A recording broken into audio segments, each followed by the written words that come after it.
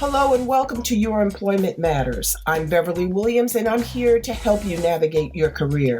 This is for anyone who's searching for their dream job or promotion, or perhaps you're just looking to hang on to the job you have. Today's work environments are multi-generational, multi-religious, multinational, multiracial, and multi-gender identity. Add market disruptors like Amazon and Lyft, along with the addition of AI, and it's easy to see why finding and keeping a job is such a challenge. Employment success and even employment survival depend on your ability to adapt. That's why my goal for this 30-minute podcast is to first advocate embracing change and differences, and second, to encourage you to proactively assume responsibility for your career. Get your work week off to a good start by listening to Your Employment Matters every Monday. Find out how to own your career and get the best practices for making your employment matter.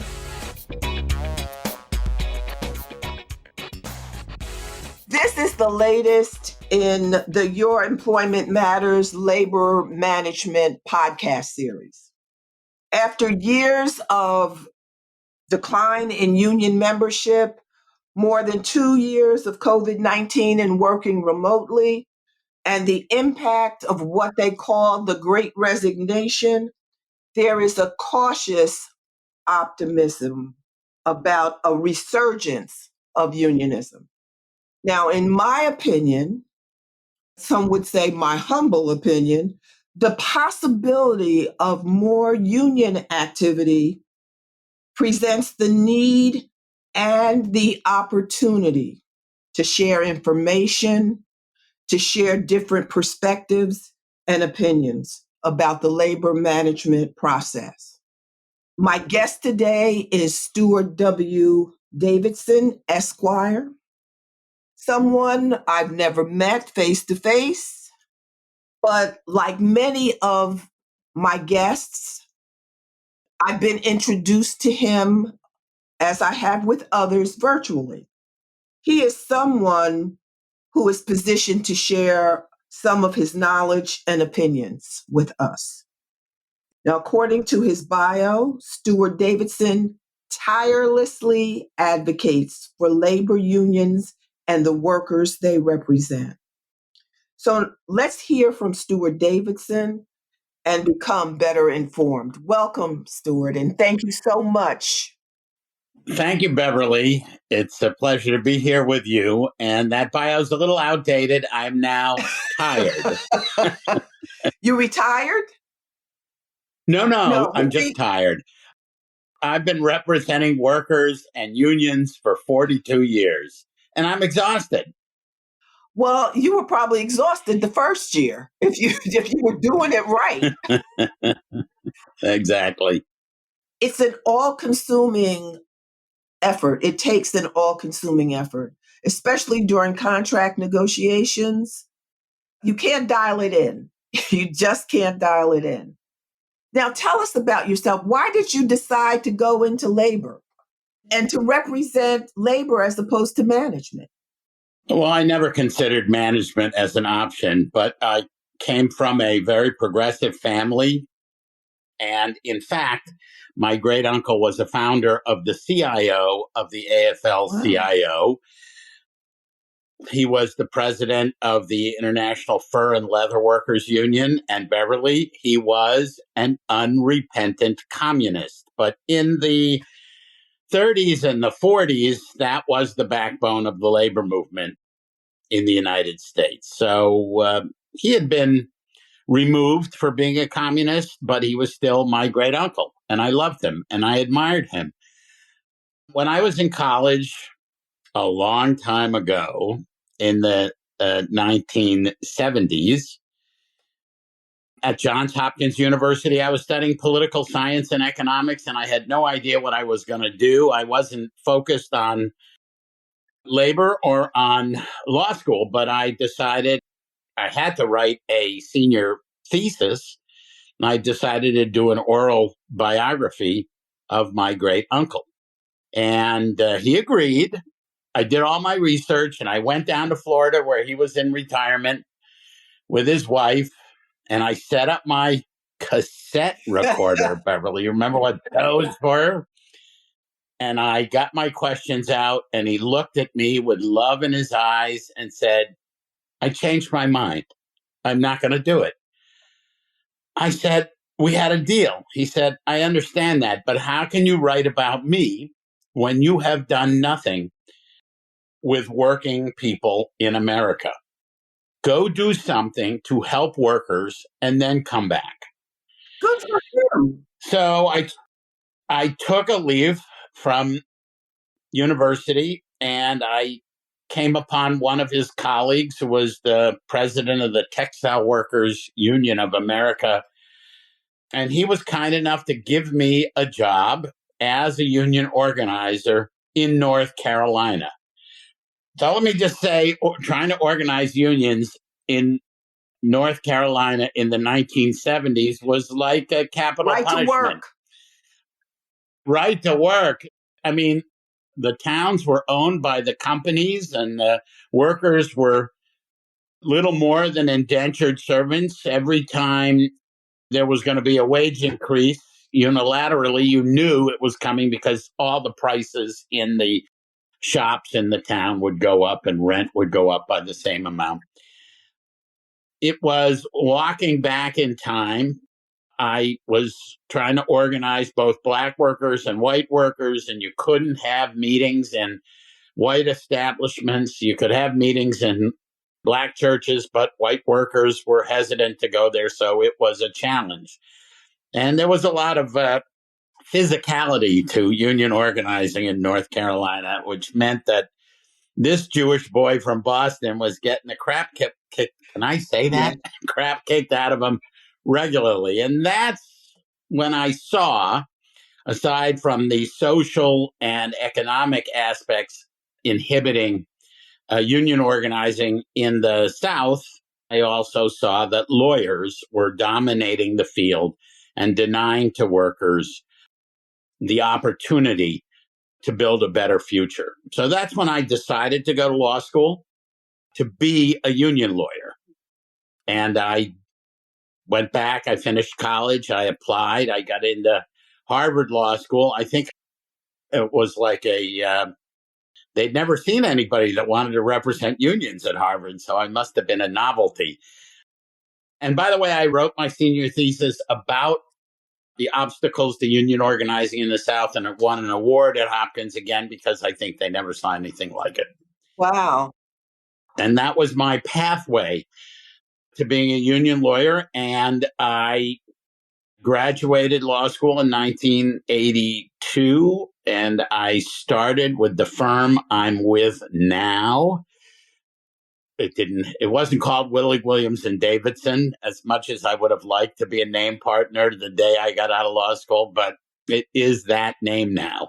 Well, I wish you had met my father. You could have had some interesting conversations. I'm sure. He started a union. He worked for the AFL-CIO, very active. And so was my mother. Wasn't as active, but she was a union member too. So you can imagine my father wasn't thrilled when I graduated from law school and represented management. Yeah, I wasn't thrilled either, but I got past it and I'm willing to talk. Well, it's the yin and yang. One doesn't exist without the other. Oppressor and oppressed. No. That is not always the case. That is not always the case. Okay, keep telling yourself that. No. But I think that people don't understand the dynamic, the labor management dynamic. They know that, or they think they know what unions are about, and they think they know that employers negotiate with unions to arrive at an agreement, a collective bargaining agreement, and that they may not even know what that means. The uninitiated employee does not know what a collective bargaining agreement means. So one of my goals is to give people who might be listening a primer.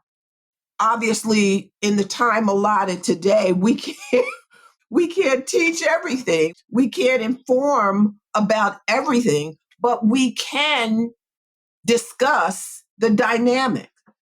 It seems that you have preconceived notions based on your experience that the union side is the right side.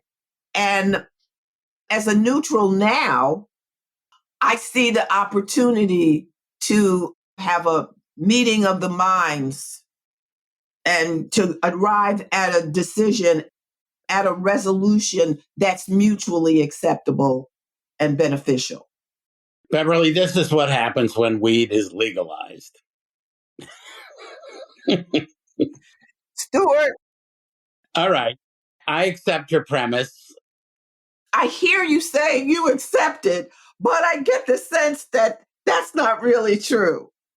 Oh, you can read me like a book. No, well, I have the utmost respect for the process. I see the benefits of the process. In my opinion, the process as it has evolved to date could use some tweaking. I believe it's a failed process. Do you?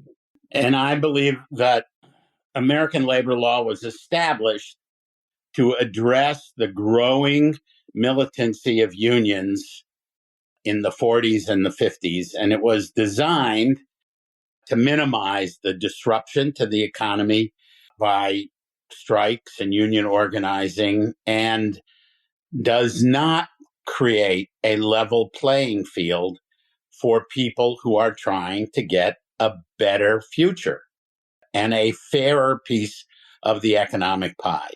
And we really only have to look at Canada to see the differences between a labor law structure that protects the interests and rights of workers to select a union or not to select a union, as opposed to the American model, which is much more combative and results in very diminished ability of the parties to find common ground. You know, it's interesting that you should mention Canada because I was interviewed by a Canadian attorney about 4 months ago. I haven't received the interview yet, but the exchange that we had was obviously more amicable. Her position, maybe because of her environment, was not acrimonious. And she too represented labor. And I'm going to interview her for my podcast. So I'd be interested to see how that turns out. I'm going to let her listen to yours before we do. Sure. In most provinces in Canada, although there is an effort by more conservative provinces to change the dynamic, when workers in a workplace decide they want to have a union, a majority of them sign a card designating a union. The union becomes their representative.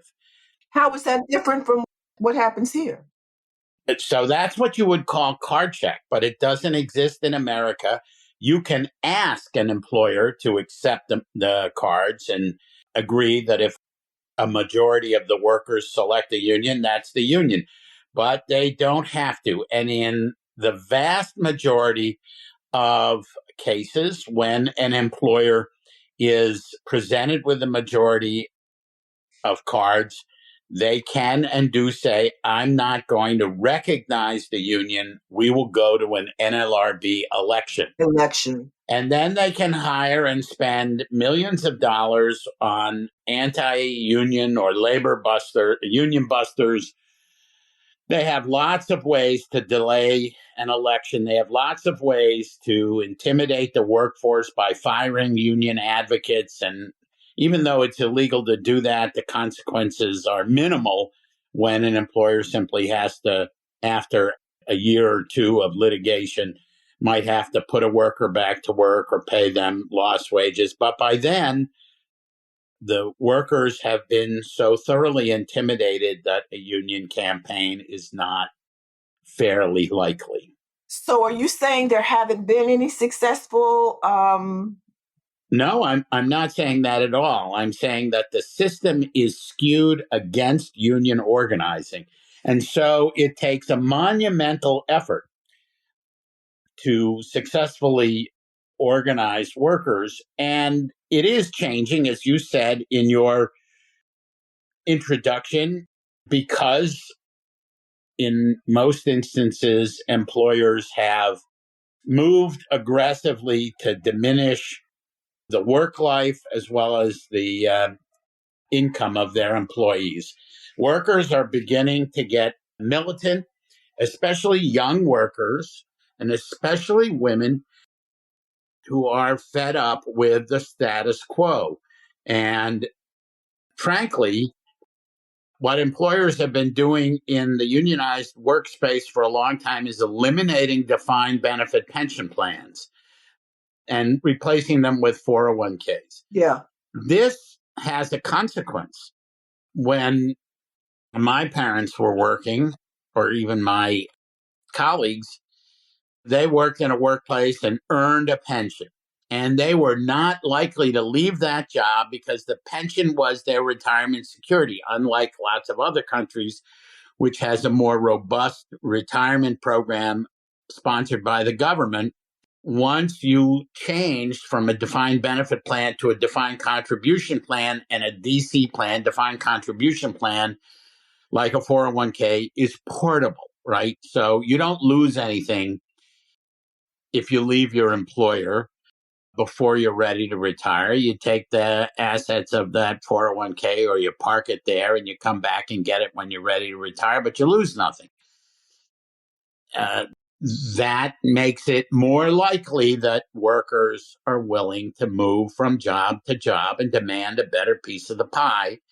Well, and that's to their benefit. I That mean, is, well, look, before there was a paternalistic relationship that employers had with their employees. yeah, well, remember that there are plenty of fathers that are abusive to their children. And so I would say I mean, in terms of, the I know what's best for you. You continue to work.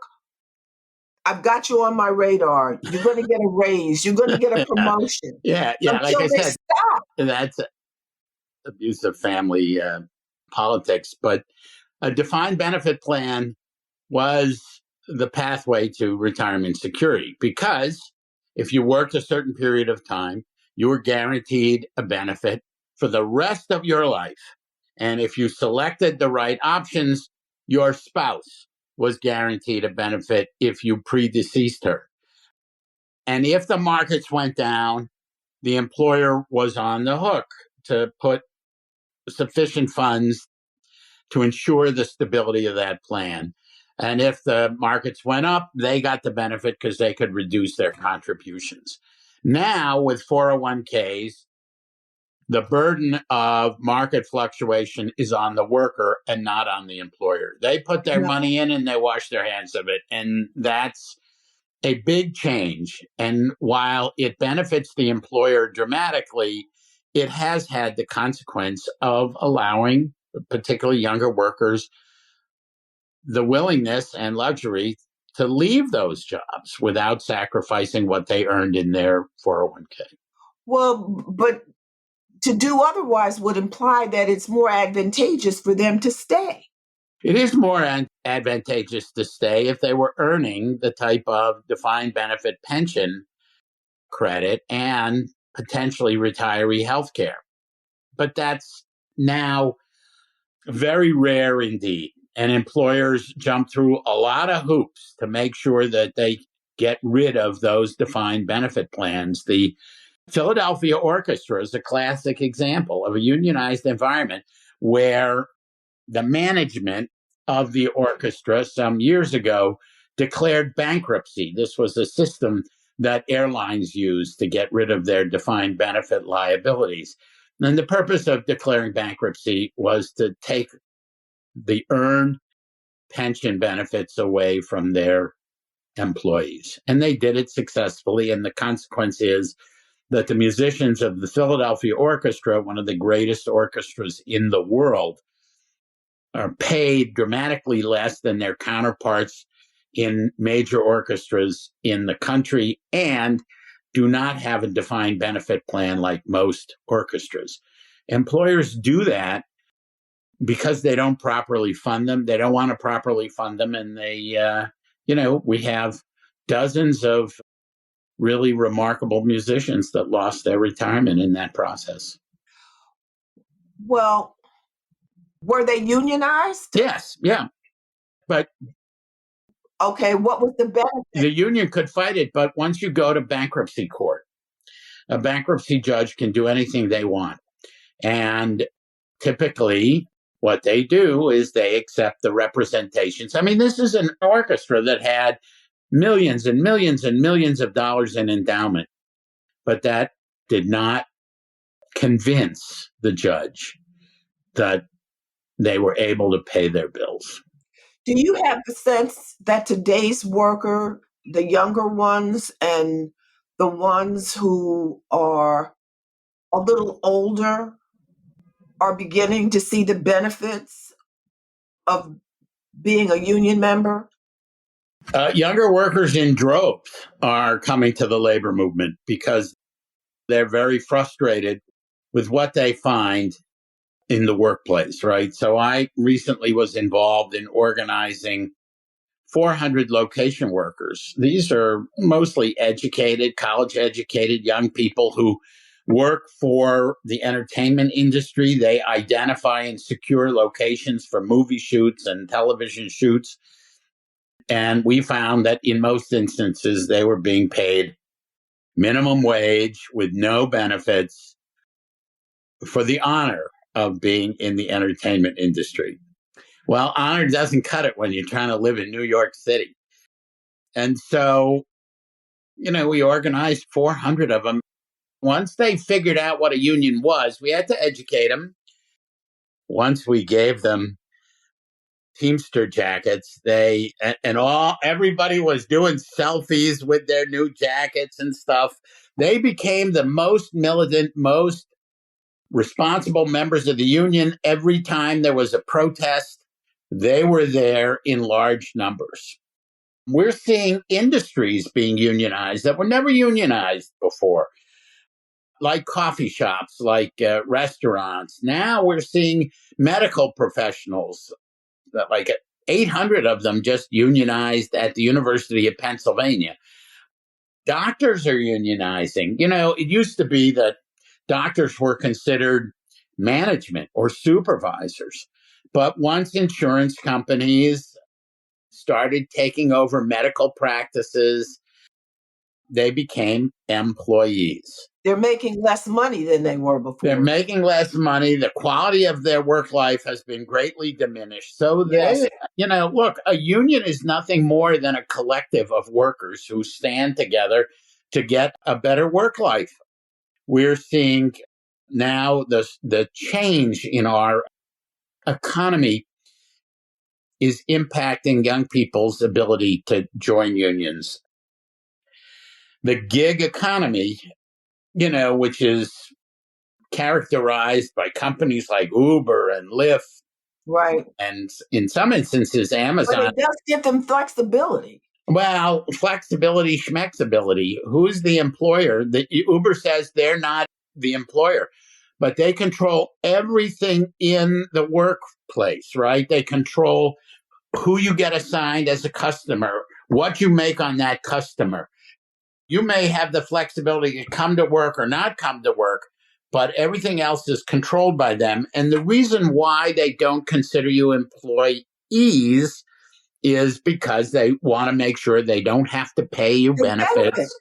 They want to keep you out of the workers' compensation system. By the way, we're seeing a lot of activity with student athletes, right? Yes, I saw that. They have for generations been oppressed while universities made a fortune off of their likeness, off of their image, off of selling swag with their names on it to adoring fans. But the athlete got nothing for that. Right. And athletes may have been given scholarships, but if they get hurt, and they can't play, the scholarship is gone. No, you're right. There was a lot of abuse. And so now young athletes are finally saying enough is enough. And we're seeing that in lots of different areas of the workplace. There's more activity in the South than I've seen forever. Yes, it's I true. mean, when I read accounts of Starbucks and Amazon, and even I read an article that said that congressional staff members were exploring the possibility of organizing. I was like, okay. And then Michigan repealed its right to work law. And I'm like, oh, this is serious. This is serious. It is very serious, and it's serious about ensuring that American workers have a fair opportunity to maximize the value of their labor. If you're a capitalist, if you're a pure capitalist, you believe that every element of the economy has to have the right to maximize the value of its service in the economy. If that doesn't happen, if one element is suppressed, then the system, the economic system, is skewed. So all we're trying to do is to get a fair shot so that working people can maximize the value of their labor, just like employers want to maximize the value of their investment. It doesn't have to be a zero-sum game. I mean, the fact that workers get a reasonable pay rate and decent health care doesn't necessarily mean that companies can't operate. But companies that can't do that, can't treat their workers fairly, well, perhaps maybe they shouldn't be in business if the economy isn't sufficient to support a fair wage and fair benefits for the people who do the labor. Well, I think there has to be a mutual recognition of the value of not only the worker and the work they do, but what the employer needs.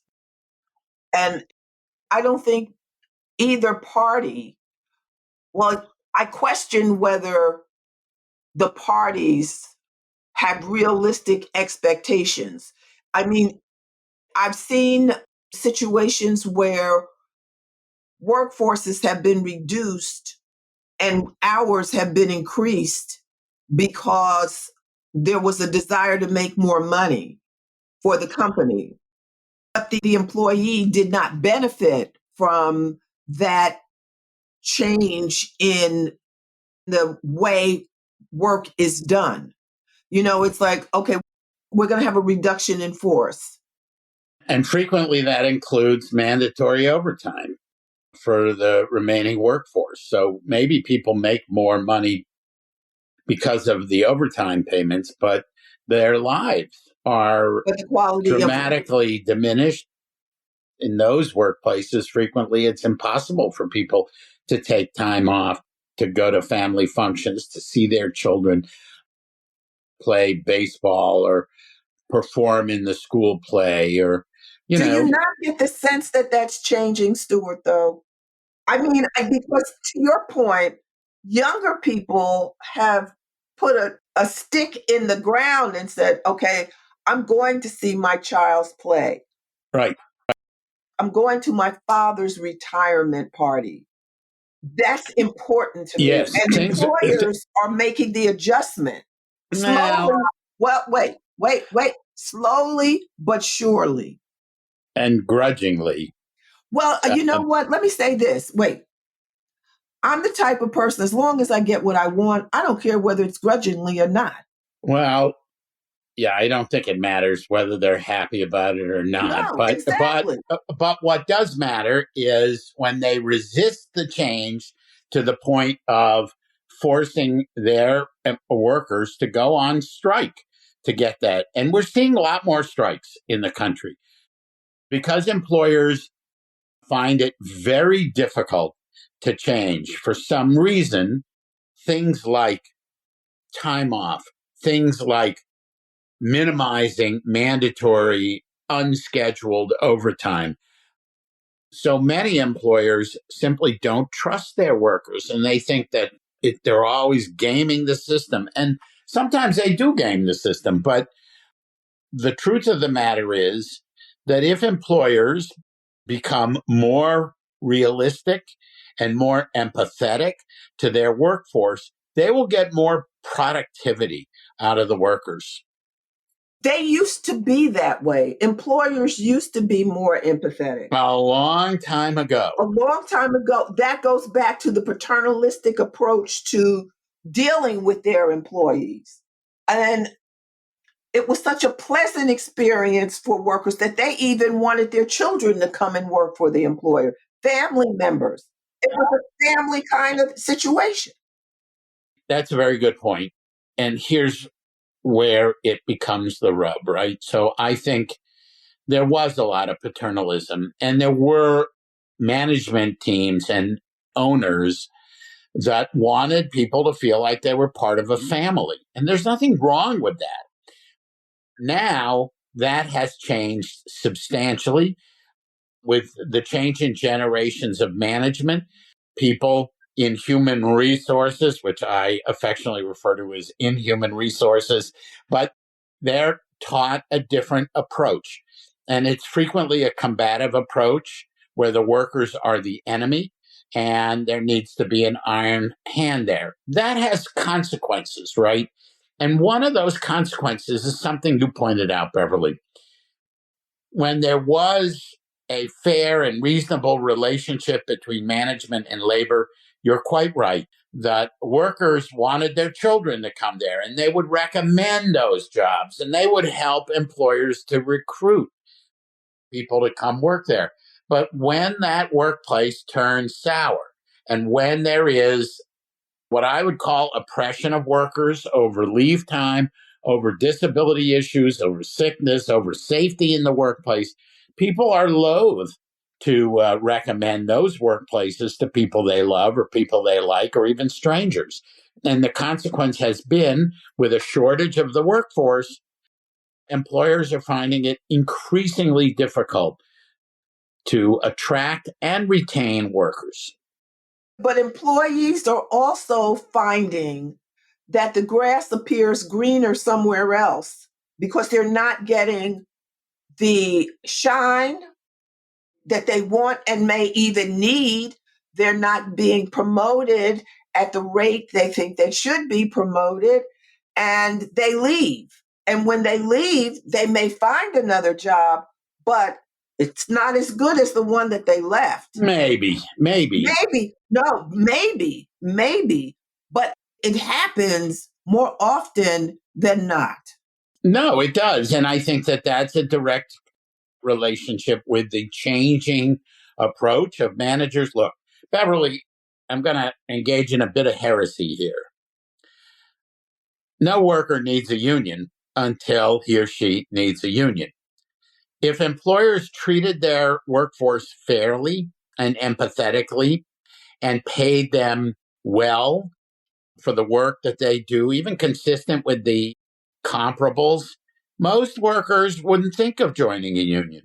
But that's not the way it is now. And when employers are abusive, when they're cutting corners, and usually cutting corners on the backs of the workforce as opposed to the backs of management, when you see a dramatic disparity between the corporate salaries and workers' salaries, that changed over the years.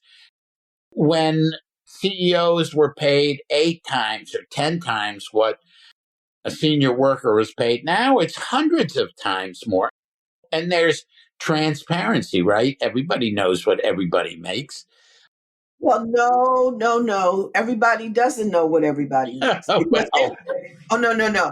people publicly traded companies, we find out. No, let me say this.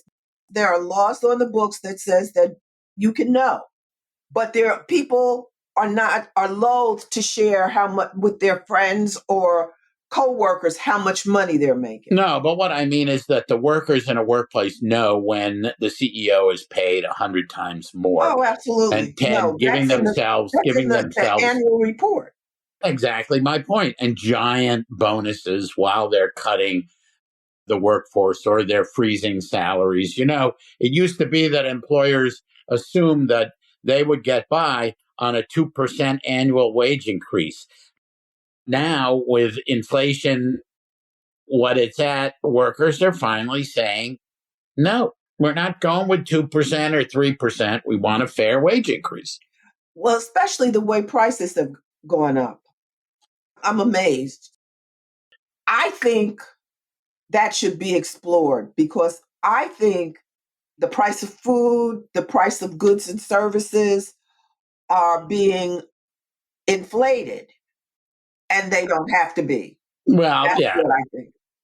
I think you're right that there has to be a lot of.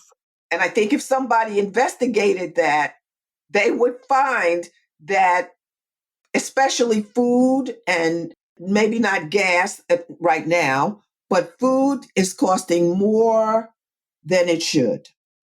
Well, that might be your next podcast series, but at the bargaining table, employers always relied on low inflation as a justification for compressing wage increases. And now that that low inflation argument doesn't work, they come up with some other reason not to give a fair adjustment to wages. And even when business is great, they're loath to share the wealth. And I think people are getting frustrated. Well, every CEO is not a good manager. Every CEO is not a good leader. And I use the word good because it's neutral. You know what I mean? It's not excellent. You know what I'm saying? If they could just be good, everyone isn't. No, but what they are is overpaid. Well, but they have, in fairness to the CEOs, they have shareholders. They have They a have board. shareholders. That doesn't mean that they should be grabbing tens of millions of dollars on an annual basis and telling their workers that slightly above minimum wage is good enough. That's an offensive approach that generates more interest in unionization, and I thank them for it every day. What would you leave our listeners with? What pearls of wisdom do you have, Stuart, that you want to share? I think your listeners need to get focused on what's important about making the American economy work for everybody, right? So we have antitrust laws, for instance, now that prevent people working in the gig economy from unionizing, people who are deemed appropriately or inappropriately independent contractors can't legally organize into a union because the antitrust law says if you're an independent contractor, you're like your own little business. And that would be an antitrust violation. Let me ask you this. If I only drive for Uber and not Lyft, am I an independent contractor if I only drive for one? Uber says you are. And in some jurisdictions, the government has said you are. You don't see, Uber drivers or Lyft drivers or. Look, I'll give you a classic example. On Broadway, there's a group of employees. Broadway is mostly unionized, but casting directors tried to unionize. The Broadway League, it's like 40 of them, took the position that they were all independent contractors. They ran businesses and their businesses were hired. They were not employees. And then they brought in the Trump Department of Labor and the Trump Department of Justice to threaten criminal actions for antitrust violations. We see these problems with like the drivers for Amazon who aren't direct employees. Everything they do is controlled by Amazon. But because they're kept separate, they are deemed, at least by the company and by some courts, independent contractors. And independent contractors cannot unionize. That part of the law has to change, or the gig economy will put our children into bankruptcy. Didn't I tell you that I thought that the NLRA needed to be amended? Yeah, so the NLRA is one piece of the puzzle, but the antitrust laws are a different part, and they both need to be amended. The National Labor Relations Act needs to be modernized so that workers have a fair shot to be able to select their union. And the other thing that Canada does is once a union is certified by virtue of having a majority of the workforce selecting them, then you go into a period of contract negotiations like we do in the United States. But in Canada, for that first contract, if the parties can't reach agreement, it goes to mandatory and binding arbitration so that an arbitration panel will decide what's in the contract. The threat of arbitration is something that makes employers more reasonable at the bargaining table to negotiate a first contract. That's not the case in the United States.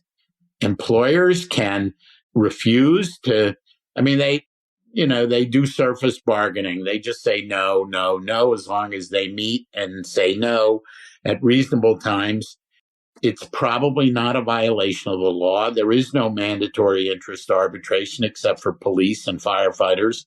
And so frequently what happens is they will drag out the bargaining process for years and try to get the workers to file a decertification to get rid of the union because the union looks impotent.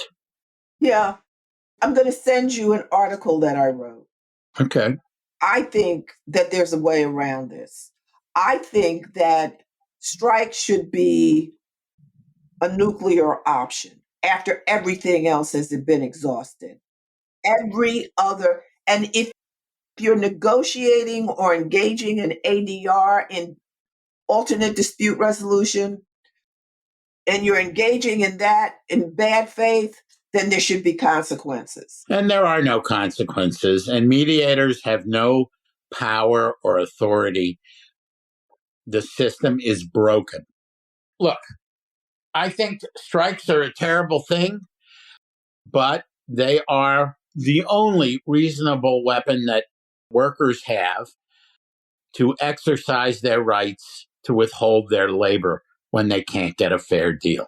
So in that regard, I'm for strikes. And I think the problem that we've seen in the last 20 years is there weren't enough strikes. And so employers question whether workers would ever go on strike. But now you've seen in this country a dramatic rise in strikes, and most of them pretty successful. The auto workers, the Screen Actors Guild, the Writers Guild. No, you're right. When I read that the producers agreed to a demand that they rejected early in negotiations, but that should not be allowed. There should be consequences if you reject something and then you end up agreeing to it so that you could settle the contract. Then it could have been settled earlier. People didn't have to go out on strike and lose that compensation. Beverly, I'm not sure that's right. I mean, I think it happens sometimes, and that's when a strike is not successful. But remember, unions are democratic organizations. Union leadership doesn't get to agree to the proposals of management. That's the membership. You have to present a contract proposal to the membership, and it's their right. And it's their right if they think it's not good enough to go on strike. And it may be that your employer has enough money to withstand a long strike, and then the strike ends, and maybe you go back for something either marginally better or sometimes marginally worse. But that's the process that you like. No, that's the process. It doesn't have to be the process. There can be a modification. There can be an amendment that would work to the benefit of both parties, I think. I look forward to reading your article. Like I said, I will end like I started. This is what happens when weed is legal. People start coming up with interesting and maybe weed-related ideas. And weed's another example of a growing unionizing opportunity. Absolutely. Thank you so much. I appreciate your time. I really do. Thank you. And I'm going to report to the judge just how fabulous you were. I'm going to send him a copy of the interview. Thank you so much. Enjoy the rest of your day. Give my Canadian cousin my best. That's where I most of my will. family is from, Montreal. So have a good time. Thank you for including me, and I hope I didn't embarrass myself. No, you didn't. Thank you so much. I enjoyed it, and I'm sure our listeners will too. I hope so. Thank you. Bye-bye. Bye. Thanks for listening to Your Employment Matters with Beverly Williams. If you found this podcast helpful, please subscribe and leave a review. I truly appreciate your support, and that helps other listeners find the podcast. If you have a comment, question, or suggestion, you can reach me at baWilliams@youremploymentmatters.com. My book, Get the Job Done, is available on Amazon.com and BarnesandNoble.com. Please join me again next week. Until then, remember to embrace change and differences.